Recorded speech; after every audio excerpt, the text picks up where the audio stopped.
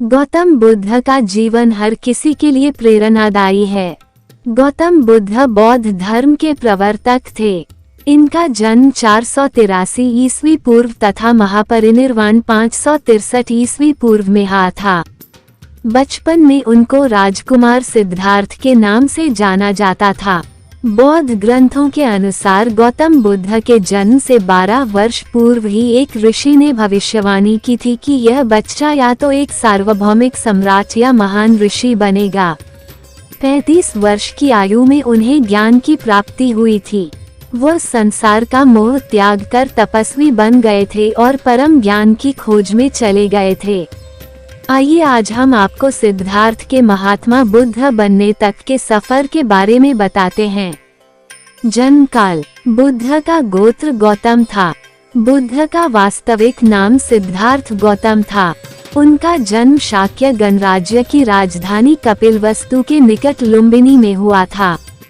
बुद्ध के जन्म के 7 दिन के भीतर ही उनकी माता का देहांत हो गया था। उनका पालन पोषण उनकी मौसी गौतमी ने किया था। शिशु का नाम सिद्धार्थ रखा गया था। शाक्य वंश के राजा शुद्धोधन सिद्धार्थ के पिता थे। सिद्धार्थ के जन्म से पूर्व हुई भविष्यवाणी से परेशान होकर उनके पिता ने उन्हें तपस्वी बनने से रोकने के लिए राजमहल की परिधि में रखा। गौतम राजसी विलासिता में पले बड़े, बाहरी दुनिया से आक्रांत, नृत्य करने वाली लड़कियों द्वारा मनोरंजन, ब्राह्मणों द्वारा निर्देशन और तीरंदाजी, तलवारबाजी, कुश्ती, तैराकी और दौड़ में प्रशिक्षित किए गए थे।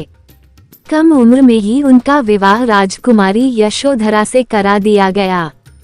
दोनों का एक पुत्र भी हुआ जिसका नाम राहुल था। गौतम बुद्ध की वजह से बदल गया इस स्त्री का जीवन, जाने कैसे। सिद्धार्थ बचपन से ही अत्यंत करुण हृदय वाले थे। वो किसी का भी दुख नहीं देख सकते थे। इतने प्रयासों के बाद भी 21 वर्ष की आयु में उनकी अपने राज्य कपिलवस्तु की गलियों में उनकी दृष्टि 4 दृश्यों पर पड़ी। ये दृश्य थे एक वृद्ध विकलांग व्यक्ति, एक रोगी, एक पार्थिव शरीर और एक साधु। इन 4 दृश्यों को देखकर सिद्धार्थ समझ गए थे कि सबका जन्म होता है, सबको बुढ़ापा आता है, सबको बीमारी होती है और एक दिन सब मृत्यु को प्राप्त होते हैं। इससे व्यथित होकर उन्होंने अपना धनवान जीवन, अपनी पत्नी, पुत्र एवं राजपाट का त्याग करते हुए साधु का जीवन अपना लिया और जन्म, बुढ़ापा, दर्द, बीमारी और मृत्यु से जुड़े सवालों की खोज में निकल गए। ज्ञान की प्राप्ति। सिद्धार्थ ने अपने प्रश्नों के उत्तर ढूंढने शुरू किए। समुचित ध्यान लगा पाने के बाद भी उन्हें इन प्रश्नों के उत्तर नहीं मिले। फिर उन्होंने तपस्या भी की लेकिन अपने प्रश्नों के उत्तर नहीं मिले। इसके बाद कुछ और साथियों के साथ अधिक कठोर तपस्या प्रारंभ की। ऐसे करते हुए 6 वर्ष व्यतीत हो गए।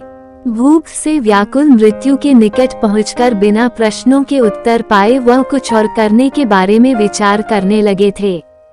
एक गांव में भोजन की तलाश में निकल गए। फिर वहां थोड़ा सा भोजन ग्रहण किया।